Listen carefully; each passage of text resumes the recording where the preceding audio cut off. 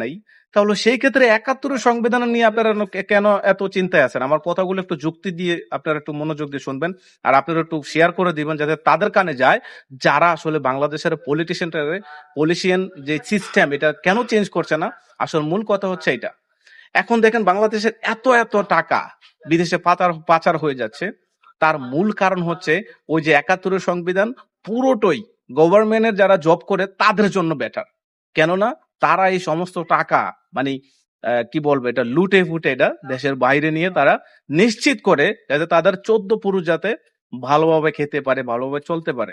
But এটা কি কোনো দেশের সংবিধান বা এটা কি কোনো দেশের রাজনীতিকদের এটা মানায় বলেন?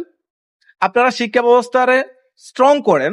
আপনারা এখন অনলাইনে শিক্ষা ব্যবস্থা নেওয়ার সিদ্ধান্ত চলছে আপনাদের।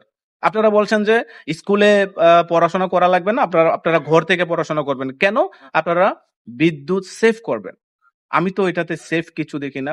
আপনারা যদি একটা স্কুলে একটা ক্লাসে ৫০ থেকে ৬০ জন স্টুডেন্ট থাকে, সেখানে আপনারা চাচ্ছেন যে এই ৫০ থেকে ৬০ জন ঘরে বসে অনলাইনে ক্লাস করতে। দেখেন সিস্টেমটা কোথায় আমি আপনাকে বলি।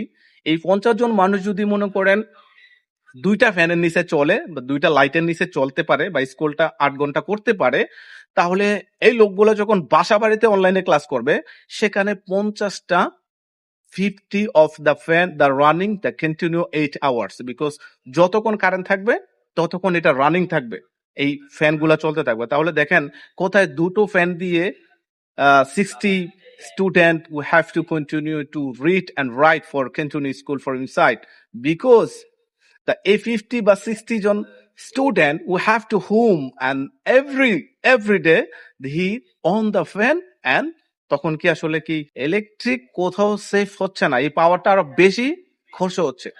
তার মধ্যে আবার শিক্ষা ব্যবস্থা কিন্তু ধ্বংস করে দেওয়ার জন্য এই একটাই ব্যবস্থা, এইটাই যথেষ্ট, যেটা হচ্ছে এই 60 জন স্টুডেন্ট যখন বাসা বাড়িতে পড়ালেখা করবে তখন তারা আজকাল তো সবাই ডিভাইসের মধ্যে আসক্ত।